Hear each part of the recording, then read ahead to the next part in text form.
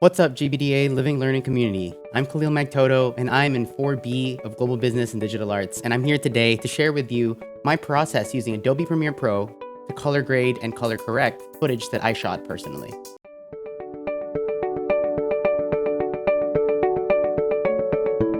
Now I'm going to break down Sweet Lou's Cookies commercial that I made in December 2020.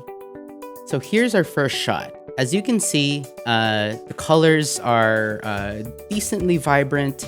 Let me go into the color correction panel and let's see what I did to this footage. So this is actually what the original shot looked like.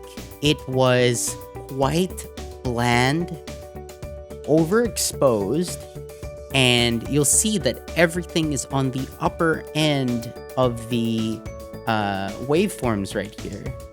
Quite high up there in the exposure levels. When you are shooting in camera, what your goal is to do is to get as much detail as possible without losing it. And typically, your camera, at the end of the image, it's going to look something like this. And what you'll notice is like, oh, this image has much more color, depth, contrast, saturation, whatever words you might want to use. It has a lot more oomph and pop. But you're losing quite a bit of detail in the shadows right here. If I full screen this image right here, you'll notice, oh, you don't see these wrinkles in her jacket anymore. It's missing, it's gone. That is why I shoot in HLG3. It is an option that you can shoot with in Sony professional mirrorless cameras. And it gives you an image that looks a lot like this. Now, there we go. There's our detail back. Wrinkles in the jacket, check. Color in the eyes and white, check. That's why we shoot in HLG3 setting, or S-Log, or a log profile as they would call it. This is my favorite shot of the entire sequence. I love this shot so much. Everything orange, beautiful. What you'll notice is, without the color grade, this image looks like hot garbage. Absolute garbage. And it needs that color grade. Otherwise, could you imagine myself handing this over to a client and saying, like, this is done? No. You want to give it that extra something that sets it apart. The contrast, the saturation, the colors. You want them to be balanced with the overall tone and mood of the video. And I thought to myself, what do I want this to look like? I want this to look like there's a sunset, the day is ending, I just had a tiring day of work, and I wanna enjoy a nice cup of hot chocolate on my cozy chair and just relax.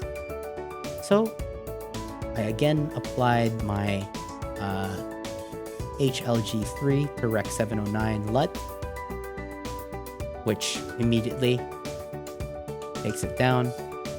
I gave it some mid-tone correction, some shadow correction, some highlight. Actually, I didn't even touch highlight, but you could always, bring up the highlights if you really wanted to.